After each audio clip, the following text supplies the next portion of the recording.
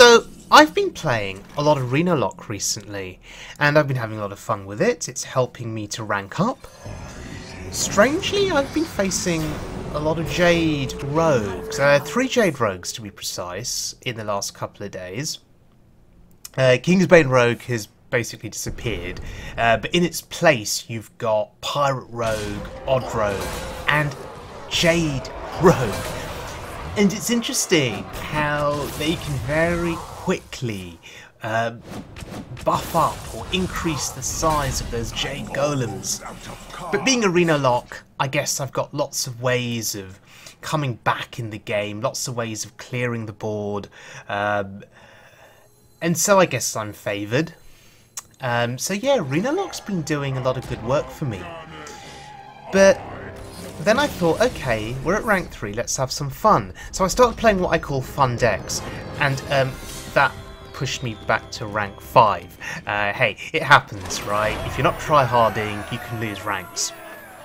But then I came across this deck here by a player called Solem, who I follow on Twitch and on Twitter. He is a very entertaining streamer, very knowledgeable about Hearthstone, and certainly well worth a follow on Twitch. And he has been playing this Evenlock. Now, I've not had much luck with Evenlock on standard, and so I tend to stay away from playing it. It could very well be my technique being not where it needs to be. But then I saw that this Evenlock on wild mode had dragons in it, and I love playing dragons. So I thought, okay, I've got to give it a go.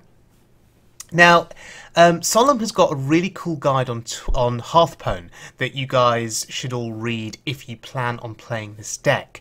And he says the strategy and win condition for this deck is you play giant minions, and I'm quoting from his guide here, you play giant minions and you bully your opponent by clearing his board consistently while staring at your dragons. I love that. That's pretty cool.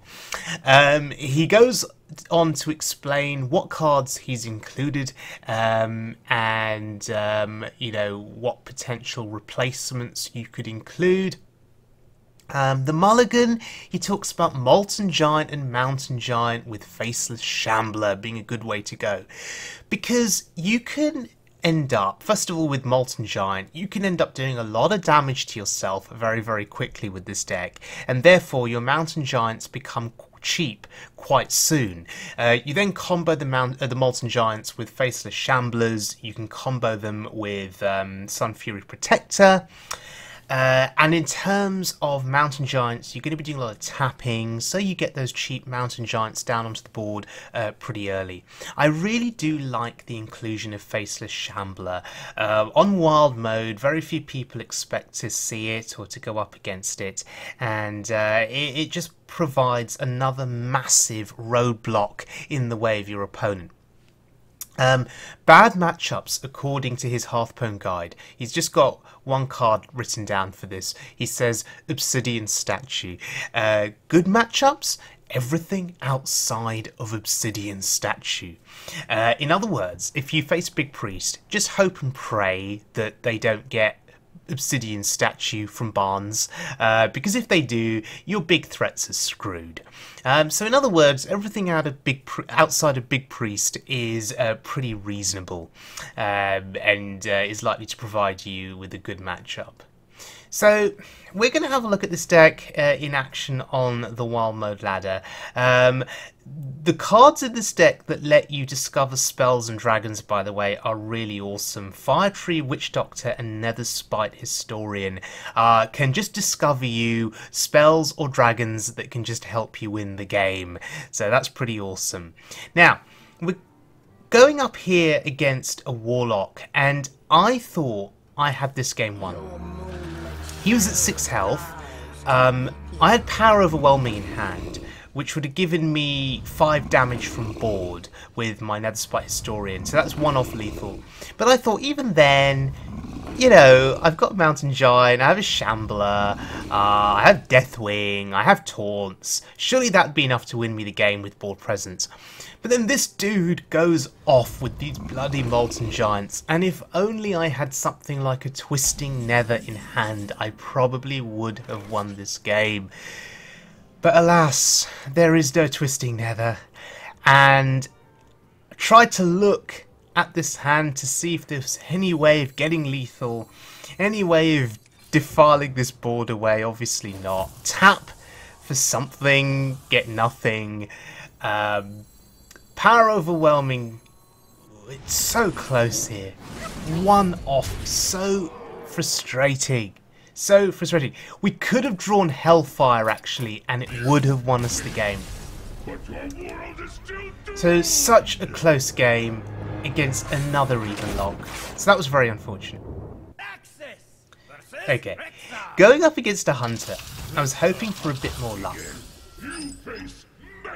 Now I see a Mountain Giant in hand, I see a Faceless Shambler, and I'm thinking, okay, we keep those two cards. The thing about Hunters is they can burst you down very quickly, depending on what kind of a Hunter it is, of course. You know, Secret Hunter is a thing, Death Rattle Hunter is a thing, but Beast Hunter now, or Beast Heavy Hunters, are also a thing. They get a presence on the board going early with cheap minions, cheap beasts. Keep pressing that hero power button, double kill command, and before you know it, you're dead. So one of the things that I have to try and learn to master is this balance between tapping and not tapping. There are situations where you do want to tap to draw a card that could help you in a particular situation. There are situations where continuing to tap is bad for you because it just speeds up your demise, particularly if your opponent is especially aggressive. Draconoid Crusher. I've picked that over Alexstrasza. Usually I like picking Alexstrasza because it is an emergency heal. But the Crusher is a bit more of an aggressive play. If we can get our opponent's health down, the Crusher becomes a 9/9 for 6. That's pretty good stats, right? And pretty good value. So we're doing what Solem says to do in his guide. We're controlling the board here. And we've got some big threats that are going to be coming down soon enough.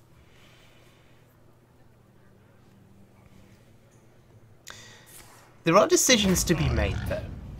And that's really good. A Huffer that trades into a minion and dies is really, really good.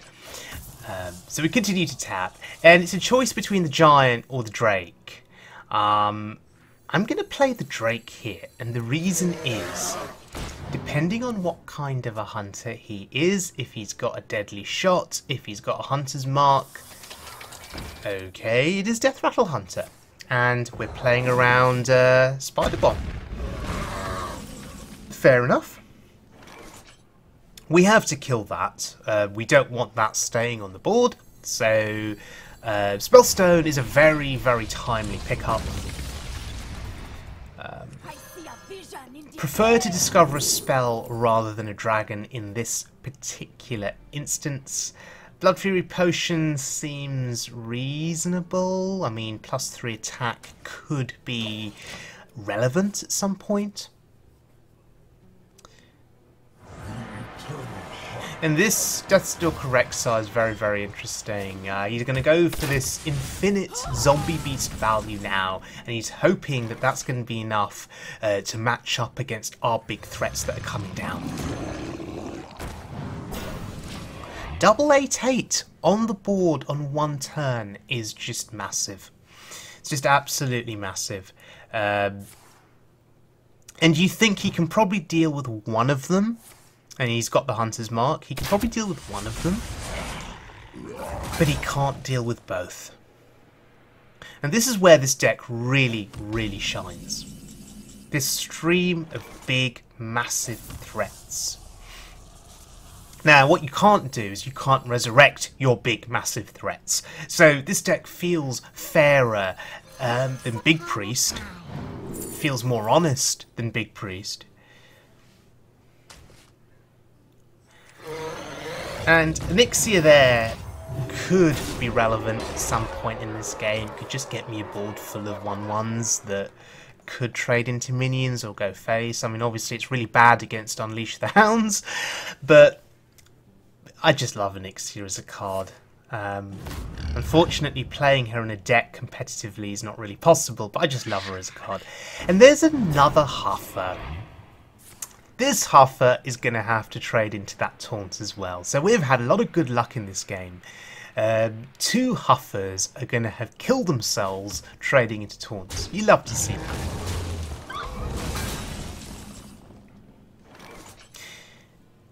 A poison minion with taunt would usually be a problem here, but we've got ways of dealing with it. That giant hits face. That is so good. And I'm actually going to taunt up the Netherspite Historian here, in case he has a charging poisonous minion. I think that's quite a heads-up play. And hopefully that means our giant can connect face again next turn. You know, 2 or 3 hits by a giant to the face usually means game over. Because even if they manage to kill it, and they may throw everything into killing it, we've still got plenty of threats left that can come down and win us the game. Threats like an Ixia, for example.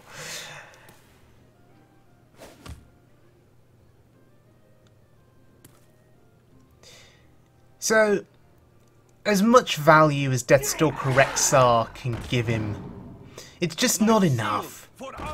It's just not enough against giants, right? Oh, there's another giant. Anyway, this should just be lethal, right? Because we've got the attack buff, we have the Siphon Soul. We give the buff to the giant. And there we go, that's lethal. And that is the power of this deck. We were able to go toe-to-toe with Deathstalker Rexar and still win that game, convincingly. And that felt really good. Right, so Solem's Evenlock with Dragons. Tremendously fun deck to play. I'd strongly urge you to give it a try if you have the cards. Big Priest is the, I guess, the worst matchup for this deck, particularly with Obsidian Statue. Although there is a interesting thing to ponder.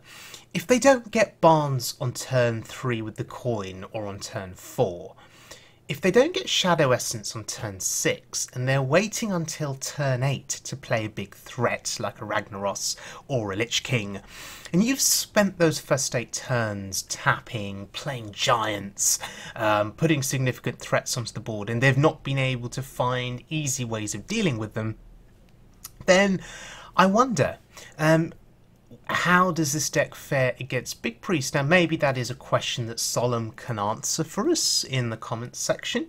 Maybe for those of you that have played Evenlock, maybe you can tell me how it fares against Big Priest on the Wild Mode ladder. So, thank you very much for joining me, everyone. I hope you guys enjoyed this video. If you did, please give it a like and a subscribe. And yeah, do follow Solem on Twitter and on Twitch. And I'll see you guys all again very soon for more Wild Mode fun. If you guys are celebrating Christmas, do enjoy the festive holiday season. And wishing you all a happy new year and lots of positive Hearthstone RNG as we head into 2019.